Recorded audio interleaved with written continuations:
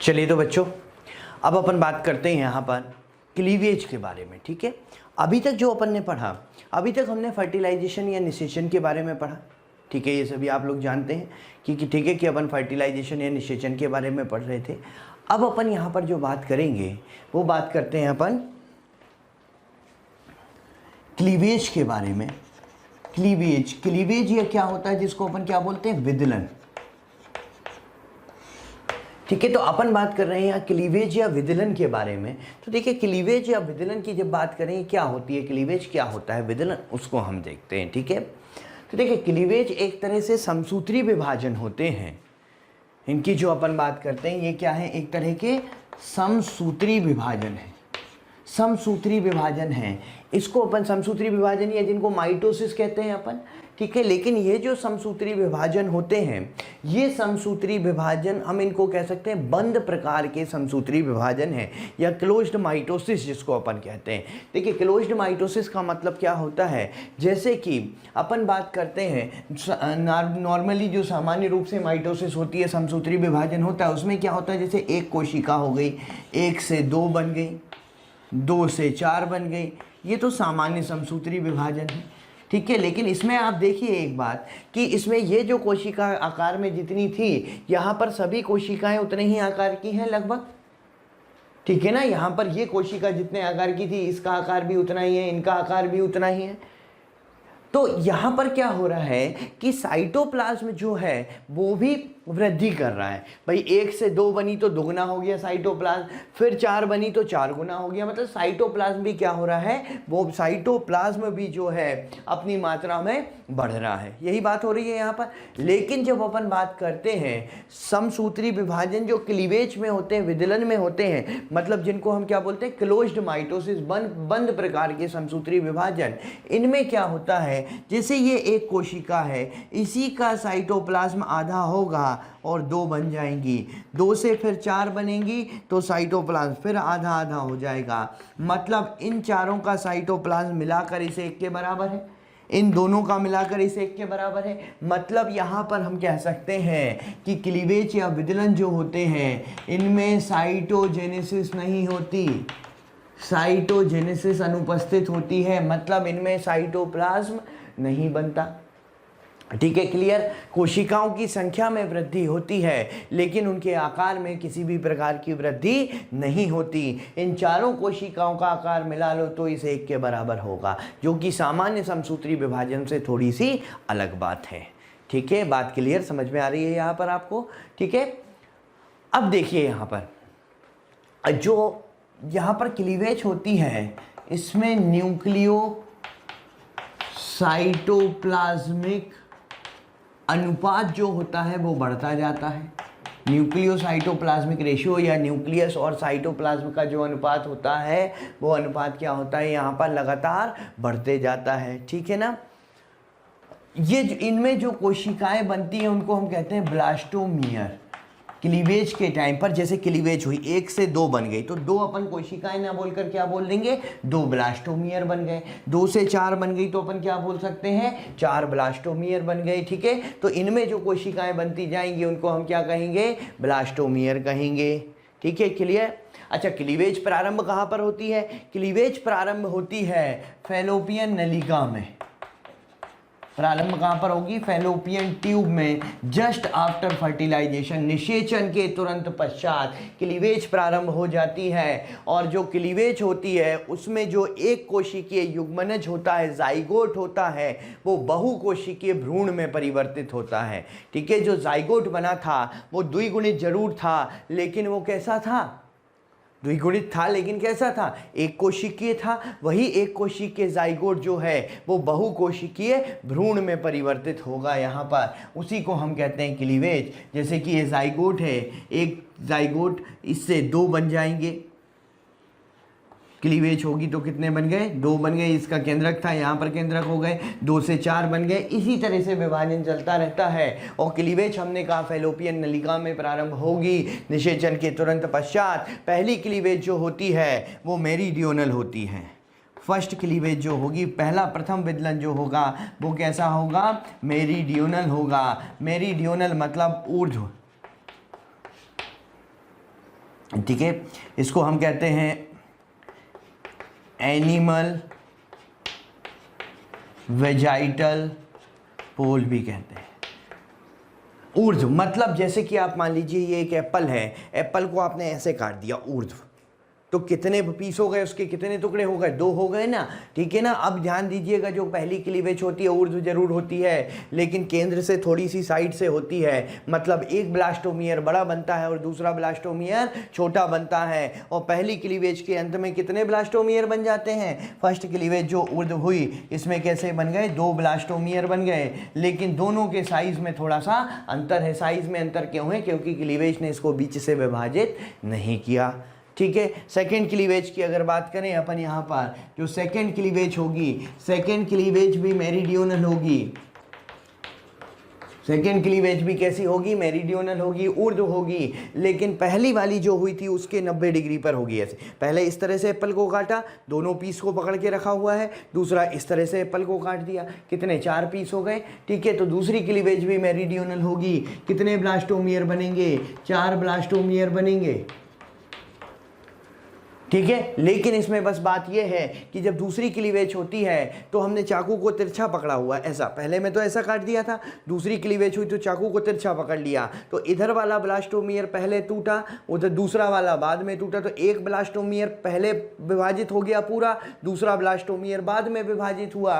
तो इसमें पहले तो 3 बनी, फिर 4 ब्लास्टोमियर बनी। मतलब यहाँ 2 से सीधे 4 नहीं बनती, पहले कितनी बनती है, पहले 3 बनती है। क्यों, क्योंकि 2 ब्लास्टोमियर में से छोटे वाले ब्लास्टोमियर में क्लीवेज पहले हो जाती है, बड़े वाले में बाद में होती है। तो इस कारण से पहले 3 बनती हैं, फिर 4 बनती हैं। उसको हम कहते हैं 3 सेल्ड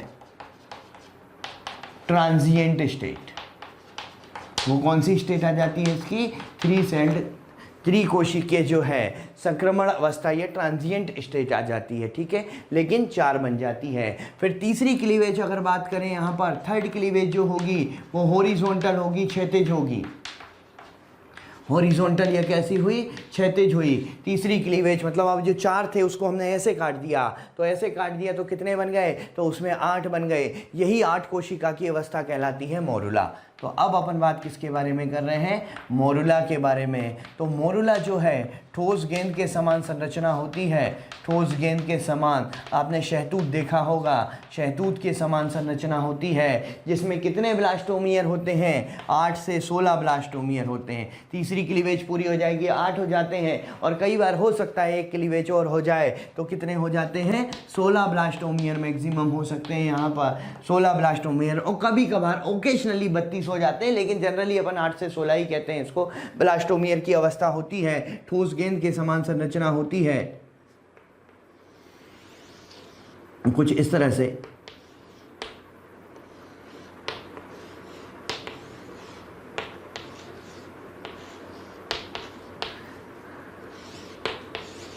ठोस गेंद के समान संरचना होती है, जिसमें से बाहरी कोशिकाएं जो होती हैं छोटी और चपटी होती हैं, और बीच वाली कोशिकाएं गोल होती हैं और बड़ी होती हैं, जो इनर सेल मास बनाती हैं। इनर सेल मास कहते हैं। अंदर वाली जो कोशिकाएं होती हैं वो इनर सेल मास बनाती हैं। और इनके चारों तरफ एक तो होगी जोना पेलुसिडा, जो हम पढ़ते हुए आ रहे थे अभी तक। भाई शुक्राणु जोना पेलुसिडा को भेद कर अंदर आया था, जोना पेलुसिडा नष्ट थोड़ी ना हुई थी। और दूसरी होती है कोरोना रेडिएटा। तो ये हो गई जोना पेलुसिडा, और बाहर वाली कौन सी हो गई, कोरोना रेडिएटा। और ये पूरी संरचना क्या कहलाती है, ये पूरी संरचना कहलाती है मोरुला, ठीक है। अब यही मोरुला जो है फैलोपियन नलिका से नीचे की तरफ गर्भाशय में आएगा 4 से 6 दिनों में। ये मोरुला 4 से 6 दिनों में फैलोपियन नलिका से कहाँ आता है, गर्भाशय की तरफ आता है। और जब ये गर्भाशय की तरफ आता है 4 से 6 दिन लग जाते हैं जिस प्रक्रिया में, इस समय इसकी ये जो कोरोना रेडिएटा है वो नष्ट हो जाती है, ठीक है। चलिए अब देखते हैं जब गर्भाशय में आया तब क्या हुआ उसके बारे में।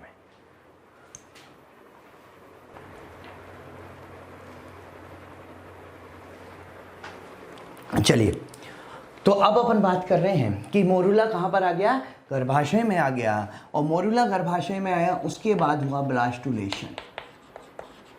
यहाँ पर अब अपन जिस प्रक्रिया की बात कर रहे हैं उसको हम क्या बोलते हैं, ब्लास्टुलेशन, मतलब मोरूला से ब्लास्टुला का बनना। देखिए होता क्या है, जब मोरूला गर्भाशय में आता है उस समय गर्भाशय से एक जो है पोषक द्रव्य का स्राव होने लगता है, जिसको हम कहते हैं गर्भाशयी दुग्ध, गर्भाशयी दुग्ध या यूटेराइन मिल्क भी कहा जाता है, गर्भाशयी दुग्ध या इसको कहते हैं यूटेराइन मिल्क। ठीक है, जैसे ही गर्भाशय में आया वहाँ से गर्भाशयी दुग्ध या यूटेराइन मिल्क निकलता रहता है गर्भाशयी भित्ति से, जिससे ब्लास्टुला मोरूला को पोषण मिलता है। और मोरूला को पोषण मिलने के कारण जो मोरूला की पारिधीय कोशिकाएं होती हैं वो अत्यधिक लंबी हो जाती हैं और स्त्रावी भी हो जाती हैं। पारिधीय कोशिकाएं कैसी हो जाती हैं, लंबी और स्त्रावी हो जाती हैं, और ये बना लेती हैं ट्रोफोब्लास्ट। अब ये कहलाती हैं ट्रोफोब्लास्ट, या इसी को हम कहते हैं ट्रोफोएक्टोडर्म।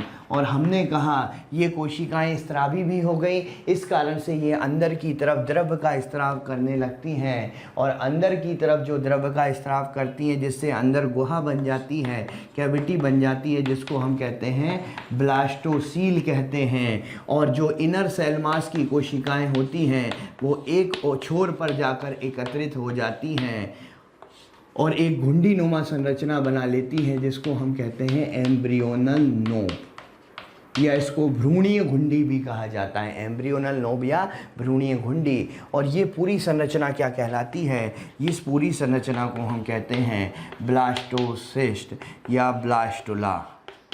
ह्यूमन में इसको हम जनरली क्या टर्म देते हैं, ब्लास्टोसिस्ट का नाम देते हैं। ठीक है, इसके चारों तरफ कौन सी को जो है स्तर होगी, इसके चारों तरफ जो स्तर होती है उसको हम क्या बोलते हैं, zona pellucida. Hello students, thank you हमें इतना प्यार देने के लिए। रोज़ हज़ारों स्टूडेंट्स हमारे वीडियो लेक्चर्स का फ़ायदा उठा रहे हैं। आप सभी स्टूडेंट्स से हमारी रिक्वेस्ट है कि डिस्क्रिप्शन में जो लिंक दिया गया है उस लिंक पर जाकर अपने एनरोलमेंट को सुनिश्चित करें, और साथ ही जो स्टूडेंट्स हमारे स्टडी मटेरियल और डाउट सेशन भी चाहते हैं वो उसके लिए उसी लिंक पर जाकर प्रीमियम कोर्स के लिए रजिस्टर कर सकते हैं। ठीक है, क्लियर यहाँ पर।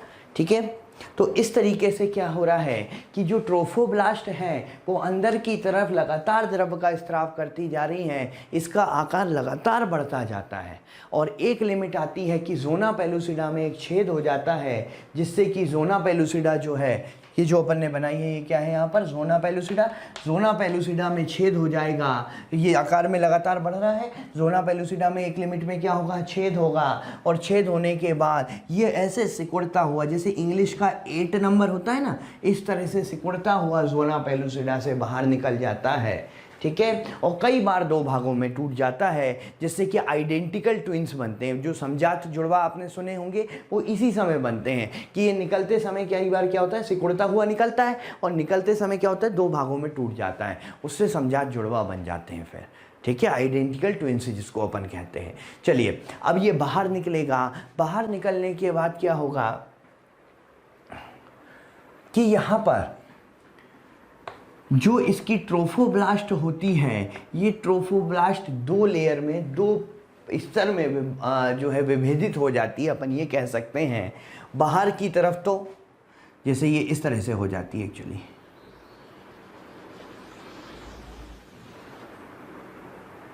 ये अंदर की तरफ जो ट्रोफोब्लास्ट है,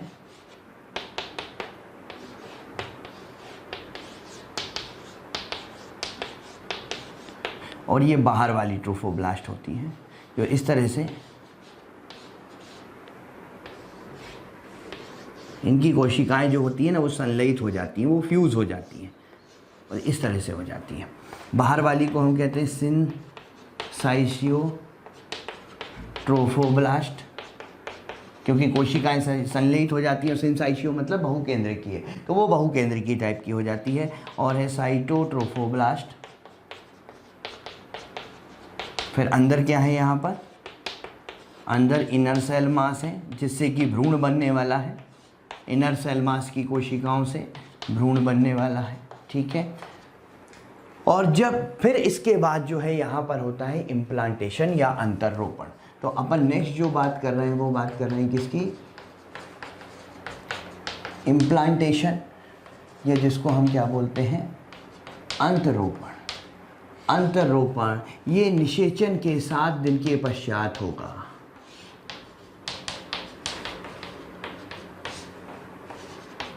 निषेचन के 7 दिन बाद जो है वो अंतरोपण होना शुरू होता है और ये प्रक्रिया पूरे होते होते 12वें दिन तक ये प्रक्रिया पूरी होती है। शुरू तो निषेचन के 7 दिन बाद होता है और जब अंतरोपण होने वाला होता है उसी समय क्या होता है कि यहाँ पर जो है यहाँ से उंगली नुमा प्रवर्ध निकल जाते हैं। इन उंगली नुमा प्रवर्ध को हम कहते हैं कोरियोनिक विलाई।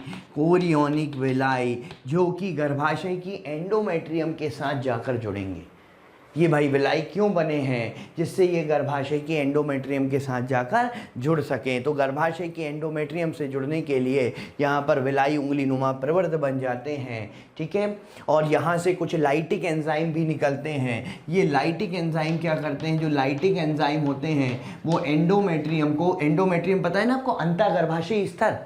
भाई यहाँ पर जब अपन गर्भाशय स्तर की बात करते हैं यहाँ पर, ठीक है, तो गर्भाशय में सबसे अंदर वाली जो लेयर होती है वो कौन सी होती है, एंडोमेट्रियम ही होती है। अब यहाँ पर आया ये भ्रूण ब्लास्टोसिस्ट, ठीक है, अंतरोपण जो होगा वो किसका होगा, ब्लास्टोसिस्ट का ही होगा। ब्लास्टोसिस्ट आया, ब्लास्टोसिस्ट में उंगली नुमा प्रवर्ध बने, साथ ही साथ यहाँ से कुछ लाइटिक एंजाइम निकले जो कि इस एंडोमेट्रियम को नष्ट करेंगे। लाइटिक एंजाइम एंडोमेट्रियम की बाहरी स्तर को क्या करेंगे, मतलब बाहरी मतलब सबसे अंदर की तरफ जो है स्तर, उसको क्या करेंगे, नष्ट करेंगे। और ये जो है इस कारण से क्या होता है, और यहाँ पर ये जो एंडोमेट्रियम होती है ये तेज़ी से विभाजित भी करने लगती है और विभाजित करते करते इस ब्लास्टोसिस्ट को पूरी तरह से अपने अंदर ले लेती है। एंडोमेट्रियम विभाजित भी करेगी और वो इसको पूरी तरह से अपने अंदर ले लेगी। इसी को हम कहते हैं अंतरोपण होना। और जब अंतरोपण होगा तब जाकर यहाँ से एक एंजाइम निकलता है, हार्मोन निकलता है HCG। HCG क्या बोलते हैं, human chorionic gonadotropin, human chorionic gonadotropin. और ये जो HCG होता है, ह्यूमन कोरियोनिक गोनेडोट्रोपिन, ये मूत्र के साथ भी बाहर आने लगता है और यही आधार होता है प्रेगनेंसी टेस्ट का। जो प्रेगनेंसी टेस्ट करते हैं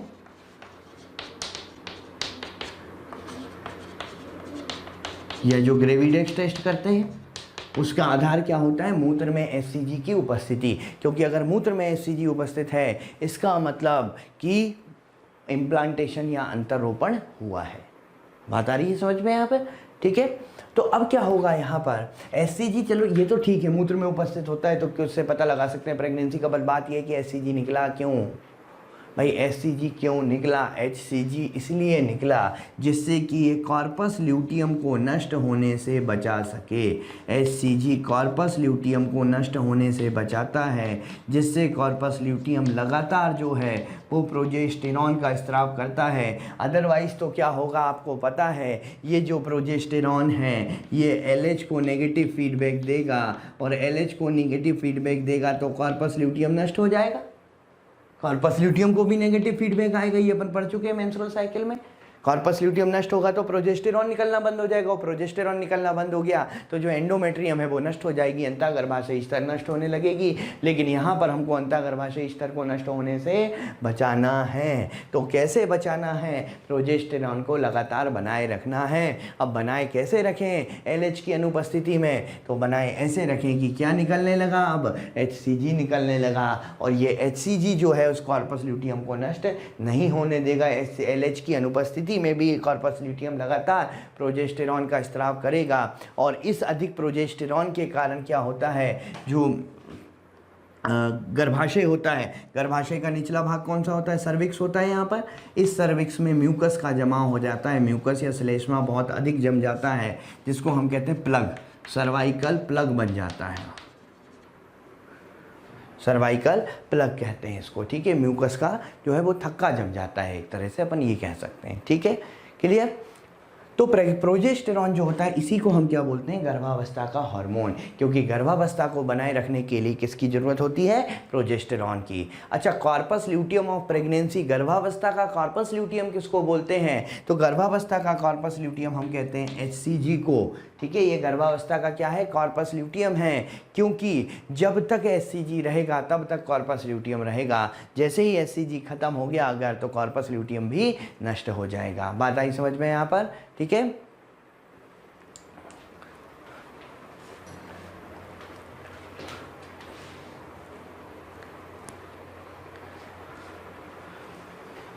चलिए, तो अब अपन बात कर रहे थे कि अंतररोपण हुआ, ठीक है।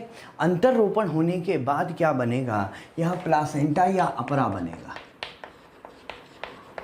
प्लासेंटा, या जिसको अपन क्या बोलते हैं, अपरा, जिसको हम फीटो मैटरनल कनेक्टिव टिश्यू भी कहते हैं। फीटो मैटरनल कनेक्टिव टिश्यू, संयोजी ऊतक। ठीक है, होता क्या है ये, यहाँ पर जैसे ये गर्भाशय भित्ति है,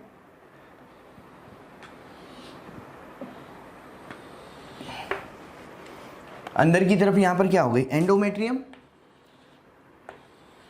यह है एंडोमेट्रियम,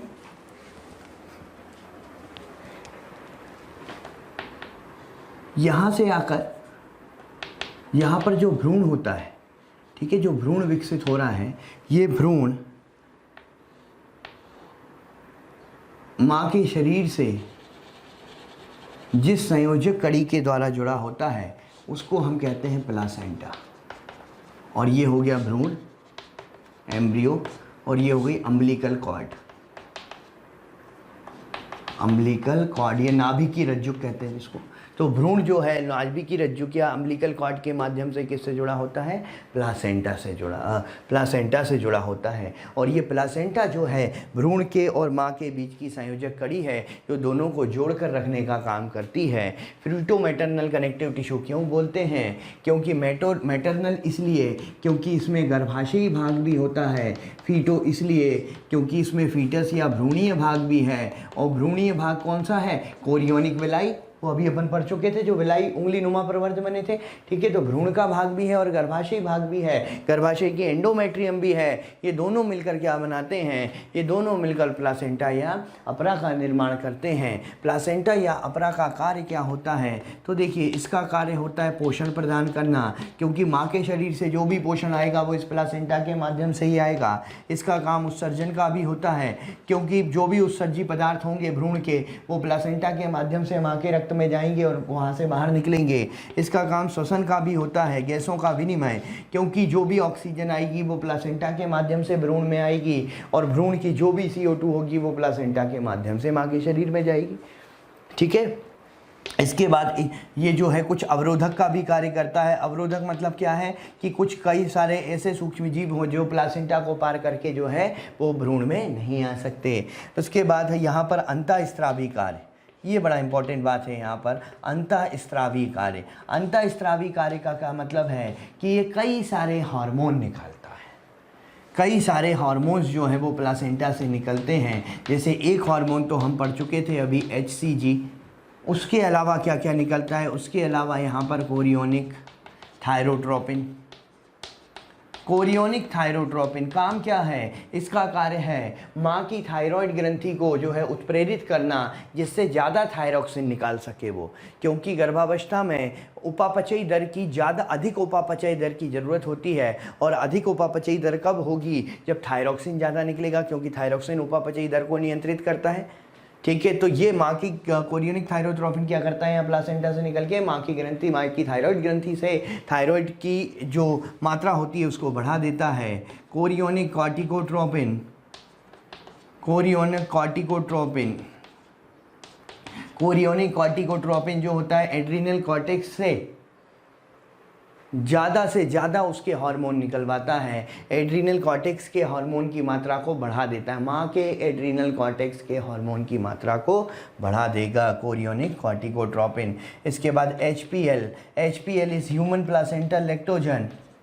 प्यारे बच्चों, रोज़ हमें कमेंट में बहुत रिक्वेस्ट आ रही है कि इस टॉपिक का लेक्चर बना दीजिए, इस टॉपिक को समझा दीजिए। तो हम आप सभी बच्चों से रिक्वेस्ट करना चाहते हैं कि आप जो है हमारे YouTube चैनल को सब्सक्राइब कीजिए, और साथ ही साथ बेल आइकॉन को हिट करना ना भूलें, जिससे कि आपसे कोई नोटिफिकेशन मिस ना हो। ये सब हम आपसे इसलिए कह रहे हैं क्योंकि ज़्यादातर बच्चों ने जिन लेक्चर्स की रिक्वेस्ट की हुई है, जिन लेक्चर्स की डिमांड की हुई है, वो ऑलरेडी हमने यूट्यूब चैनल पर डाल दिए हैं, तो आप उस चैनल पर जाकर उसे देख सकते हैं। ह्यूमन प्लासेंटल लैक्टोजन, HPL कहते हैं जिसको। ह्यूमन प्लासेंटल लैक्टोजन क्या करता है? एक तो दुग्ध ग्रंथियों की वृद्धि करवाएगा, दूसरा माँ के शरीर की इंसुलिन के लिए संवेदनशीलता को कम कर देता है। ध्यान दीजिएगा हमने क्या बोला है, दोनों ही पॉइंट नोट किए जाएं यहाँ पर कि एक तो हमने कहा है जो HPL है वो HPL क्या करेगा? एक तो दुग्ध ग्रंथियों का जो है वृद्धि करवाएगा, दूसरा माँ के शरीर की कोशिकाओं की इंसुलिन संवेदनशीलता को कम कर देगा। माँ के शरीर की कोशिकाओं की इंसुलिन के लिए जो संवेदनशीलता है उसको कम कर देगा। तो इससे क्या होगा? इससे ये होगा माँ के शरीर की कोशिका इंसुलिन के लिए ज़्यादा रिस्पॉन्ड नहीं करेंगी, उसके लिए ज़्यादा अनुक्रिया नहीं दिखाएंगी। इंसुलिन का काम होता है शरीर की कोशिकाओं से ग्लूकोज का उपयोग करवाना। माँ की कोशिकाएं ज़्यादा ग्लूकोज का उपयोग नहीं कर पाएंगी, तो अतिरिक्त ग्लूकोज भ्रूण के लिए उपलब्ध रहेगा।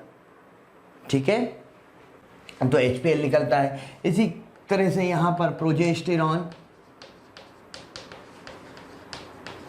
और एस्ट्रोजन भी निकलते हैं, लेकिन प्रोजेस्टेरॉन और एस्ट्रोजन जो है प्रथम तिमाही के बाद निकलते हैं, प्रथम 3 माह के बाद निकलते हैं प्लासेंटा से। उसके पहले तो केवल कॉर्पस ल्यूटियम से ही निकल रहे थे, जो कि SCG ने उसको नियंत्रित करके रखा था, उसको मेंटेन करके रखा था, नष्ट होने से बचाया था। लेकिन प्रथम तिमाही के बाद प्लासेंटा से भी निकलने लगते हैं।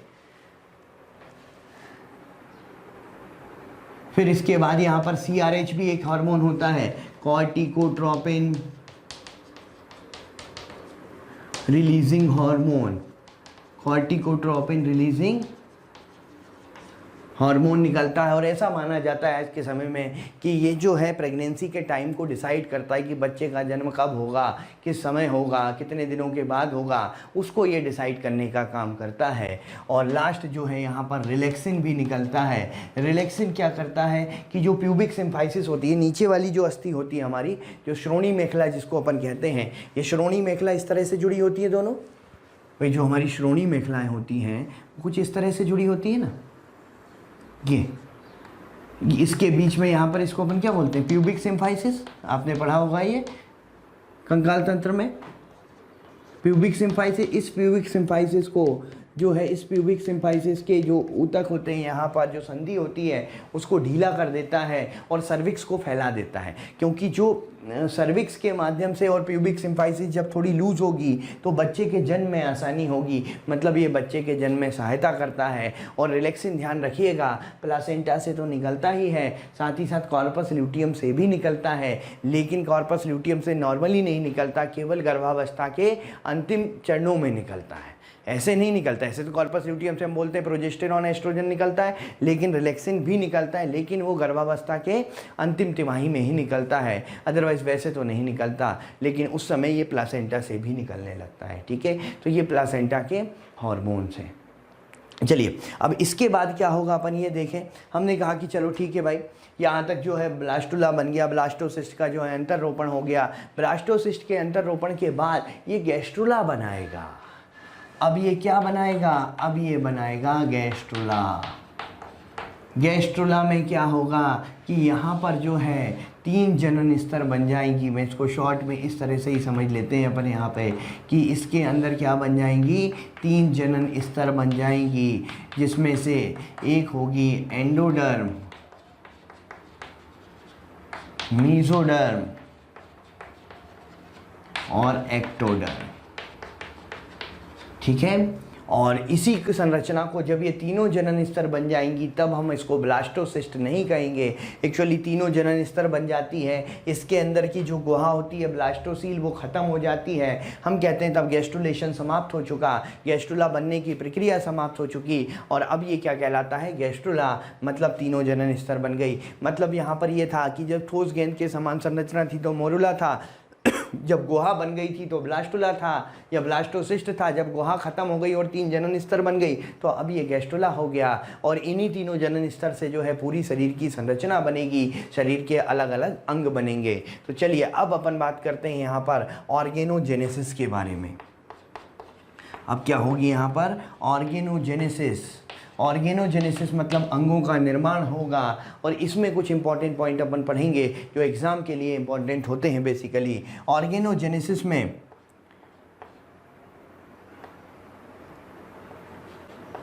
फर्स्ट मंथ के अंत तक हार्ट बीट सुनाई देने लगती है। हृदय की धड़कन जो है वो प्रथम माह के अंत तक सुनाई देने लगती है, जो कि वृद्धि कर रहे भ्रूण का प्रथम संकेत होता है हार्ट बीट, जो फर्स्ट माह के या 4 वीक अपन कह सकते हैं, 4 हफ्ते के अंत तक। ठीक है। सेकेंड मंथ की बात करें अगर अपन, सेकेंड मंथ या 8 वीक की, सेकेंड मंथ या 8 वीक में देखें तो यहाँ पर जो है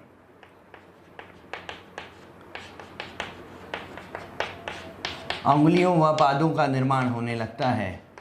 ठीक है। अग्रपाद और पश्चपाद जो है वो बनने लगते हैं। और बात करें थर्ड मंथ की, थर्ड मंथ के अंत तक, तृतीय मंथ के अंत तक मतलब 12 वीक, 12 वीक मतलब प्रथम तिमाही, फर्स्ट ट्राइमेस्टर जिसको कहते हैं, सभी मुख्य अंग तंत्रों का निर्माण प्रारंभ हो जाता है। सभी मुख्य अंग तंत्र जो हैं वो बनने लगते हैं, इंक्लूडिंग बाह्य जननांग। बाह्य जननांग भी इसी फेज तक बन जाते हैं, बनना प्रारंभ कर देते हैं लगभग। ठीक है। तीसरे महीने के अंत तक। ठीक है। फिर इसके बाद जो है फिफ्थ मंथ में, फिफ्थ मंथ इंपॉर्टेंट है, फिफ्थ मंथ। ठीक है। 20 weeks first fetal movement, fetus की पहली मूवमेंट या गति जो महसूस होती है वो फिफ्थ मंथ में होती है। ठीक है। और यहाँ पर जो सिक्स्थ मंथ होता है, सिक्स मंथ या 24 वीक्स जिसकी अपन बात करते हैं, इसमें जो है आईलिड, आईलैशेस, ठीक है, भुहें, पलकें पृथक हो जाती हैं, भुहें बन जाती हैं यहाँ पर। ठीक है। इसका निर्माण होने लगता है। और फिफ्थ मंथ में ही सर पर बाल भी आने लगते हैं थोड़े बहुत। ठीक है। तो ये कुछ है। और लास्ट जो 9th मंथ होगा, ये तो द्वितीय तिमाही तक हो गया। आखिरी तिमाही में जो है इन्हीं सभी का विकास चलता रहता है कंटिन्यूसली। ये सभी अंग जो है बनने प्रारंभ हुए थे वही कंटिन्यू जो है अपनी वृद्धि करते रहते हैं। और by the end of third trimester, तीसरी तिमाही के अंत तक जो है फिर वो बच्चा पार्चुरेशन के लिए या जन्म के लिए, प्रसव के लिए तैयार हो जाता है। ठीक है।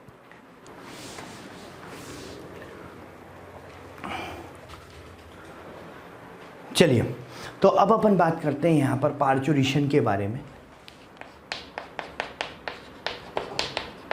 पार्चुरेशन, ये जिसको अपन क्या बोलते हैं, प्रसव, चाइल्ड बर्थ। ठीक है। पार्चुरेशन जो है इसको हम कहते हैं कॉम्प्लेक्स न्यूरो हार्मोनल मैकेनिज्म, मतलब जटिल तंत्रिकीय हार्मोनल अभिक्रिया है। जटिल तंत्रिकीय हार्मोनल अभिक्रिया मतलब यहाँ तंत्रिकाओं का भी रोल है और हार्मोन का भी रोल है। ठीक है। होता क्या है, जब पार्चुरेशन का समय आता है, ठीक है, तो पूर्ण विकसित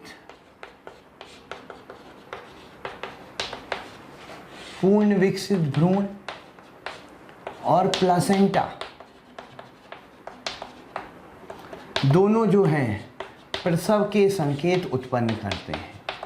दोनों क्या करेंगे, प्रसव के संकेत उत्पन्न करते हैं। और इन प्रसव के संकेतों के कारण जो है वो माइल्ड या बहुत हल्के धीमे गर्भाशयी संकुचन होते हैं। धीमे गर्भाशयी संकुचन प्रारंभ होते हैं। इन धीमे गर्भाशयी संकुचन की वजह से माँ की पीयूष ग्रंथि से, माँ की जो पिट्यूटरी ग्लैंड है, पीयूष ग्रंथि है, उस पिट्यूटरी ग्लैंड से निकलता है ऑक्सीटोसिन। और ऑक्सीटोसिन जो है गर्भाशयी संकुचन को पॉजिटिव फीडबैक देता है। ऑक्सीटोसिन क्या करेगा, गर्भाशयी संकुचन जो होते हैं उन गर्भाशयी संकुचन को क्या देगा, पॉजिटिव फीडबैक देगा। पॉजिटिव फीडबैक देने का मतलब क्या है, गर्भाशयी संकुचन को और अधिक तीव्र और अधिक प्रबल बनाएगा। और जब गर्भाशयी संकुचन और अधिक तीव्र और अधिक प्रबल होंगे तो वो पॉजिटिव फीडबैक देंगे ऑक्सीटोसिन को, मतलब एंटीरियर जो पिट्यूटरी ग्लैंड होती है, पोस्टीरियर पिट्यूटरी पश्चपीयूष ग्रंथि, उसको किसके लिए, ऑक्सीटोसिन के लिए।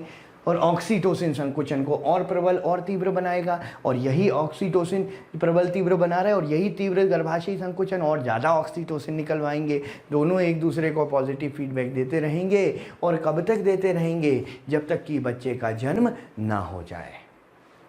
ठीक है, तो इस तरीके से जो है प्रसव की क्रिया पूरी होती है।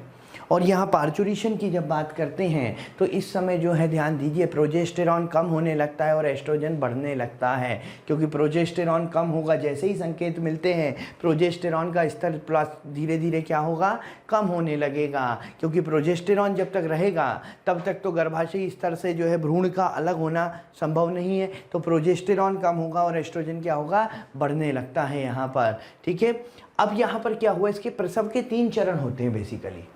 हाँ देखिए, प्रसव की अगर बात करें तो इसमें 3 चरण होते हैं। यहाँ पर एक तो होता है, पहला ही फेज जो होती है वो उसकी डायलेशन अपन कहते हैं।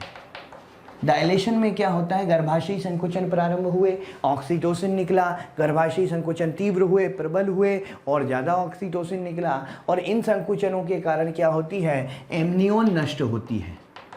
एमनियोन नष्ट होती है। अब ये एमनियोन क्या होती है, एक्चुअली भ्रूण जो होता है, ये बाह्य भ्रूणीय झिल्ली में आती है कि जैसे ये भ्रूण है।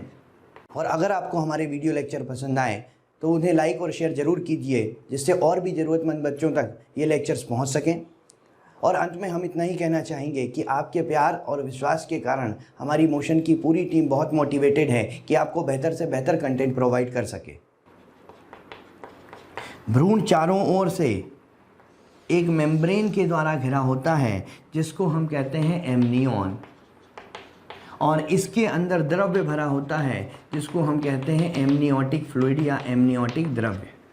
ठीक है, तो होता क्या है, ये भ्रूण इस द्रव्य में डूबा होता है, मतलब ठीक है, ये कई काम करती है एमनियोटिक फ्लूइड। भ्रूण को जो है आघात से बचाती है, भ्रूण को सूखने से बचाती है।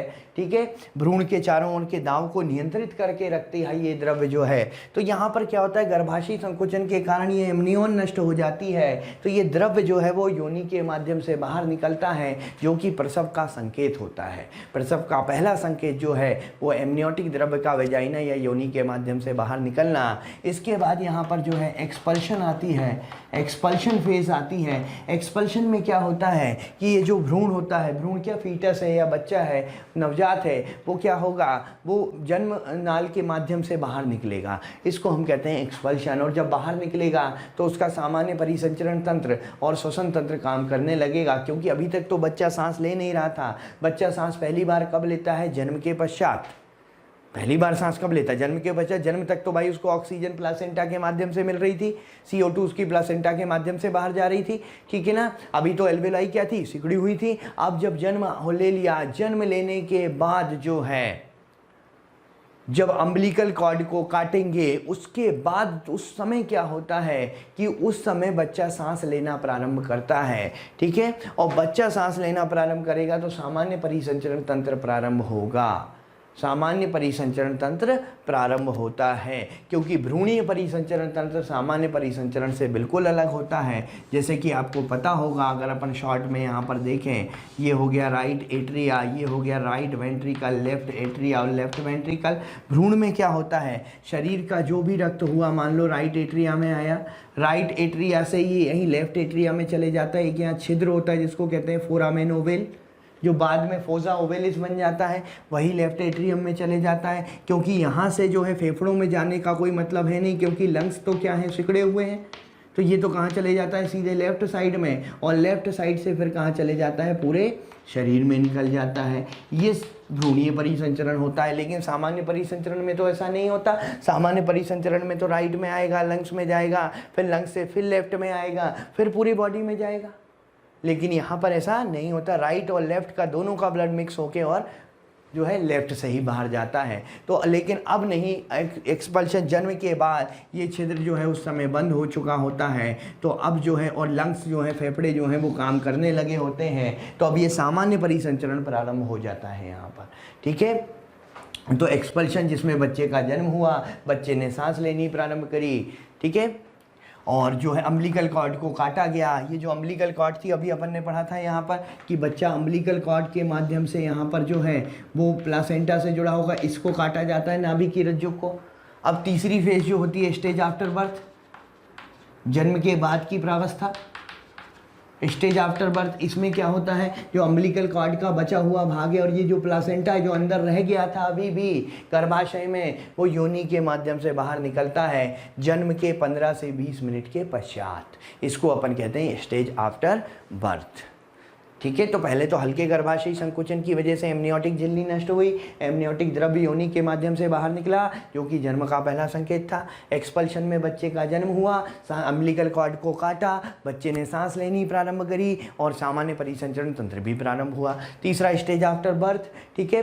ये सब कुछ होने के बाद क्या हुआ यहाँ पर, ये सब कुछ होने के बाद स्टेज आफ्टर बर्थ मतलब जन्म के पश्चात जो है 15 से 20 मिनट के पश्चात जो है प्लासेंटा और जो अम्बिलिकल कॉर्ड का बचा हुआ भाग था वो योनि के माध्यम से बाहर निकलेगा। तो इस तरीके से जो है ये प्रसव की क्रिया पूरी होती है और उसके बाद होता है लैक्टेशन,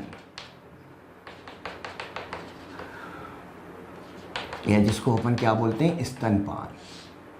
लैक्टेशन में क्या है, देखिए यहाँ पर जो है प्रोलैक्टिन जो PRL होता है वो दुग्ध संश्लेषण करवाता है। ऑक्सीटोसिन जो होता है वो दुग्ध निष्कासन करवाता है।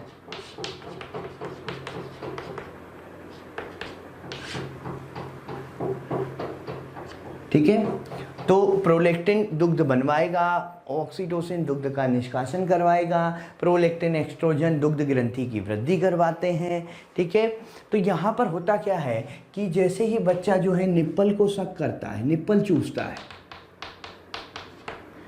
चूसता है बच्चा, तो जैसे ही बच्चे निप्पल को चूसना प्रारंभ करता है, इसके जो सिग्नल्स होते हैं, ये सिग्नल्स कहाँ जाते हैं,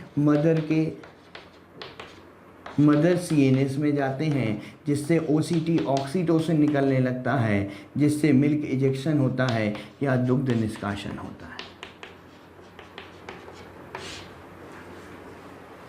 ठीक है, और शुरुआती 3-4 दिनों में जो दुग्ध निकलता है, बच्चे के जन्म के बाद जो दूध निकलता है वो गाढ़ा होता है, हल्का पीले रंग का होता है, जिसमें IgA प्रचुर मात्रा में होती है, जिसको हम कोलोस्ट्रम कहते हैं।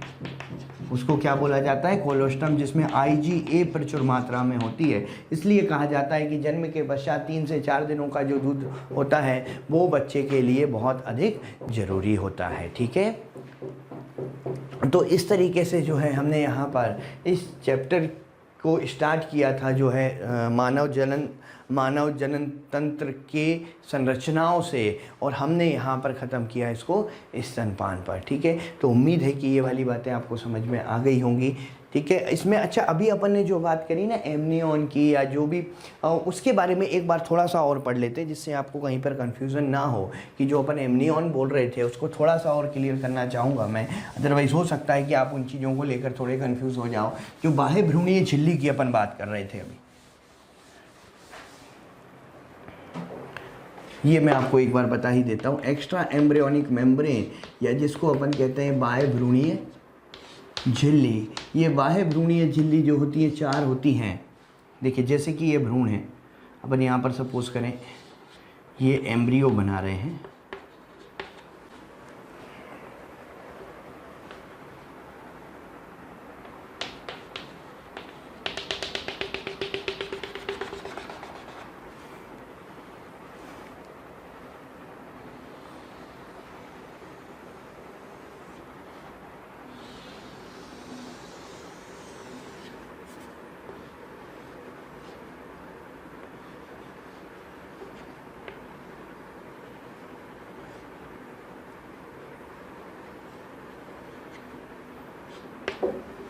ये कोरियोनिक विलाई है जो कि प्लासेंटा निर्माण में भाग लेंगे। यहाँ पर बाहर तो हो गई एक्टोडर्म, अंदर हो गई मीजोडर्म, और ये दोनों मिलकर क्या बना रही है, यहाँ पर कोरियन है। ठीक है, ये बाह्य भ्रूणीय झिल्ली, पहली बाह्य भ्रूणीय झिल्ली कौन सी है, कोरियन है। चलिए दूसरी देखते हैं।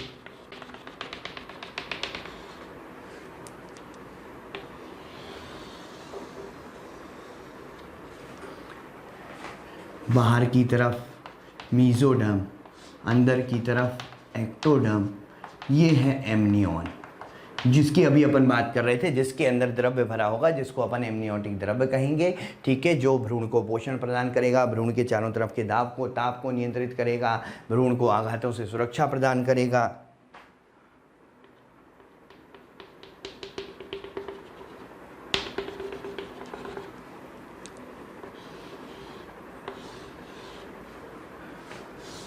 यहाँ पर ये हो गई मीजोडर्म, अंदर की तरफ हो गई एंडोडर्म, ये है एलेंटॉइस।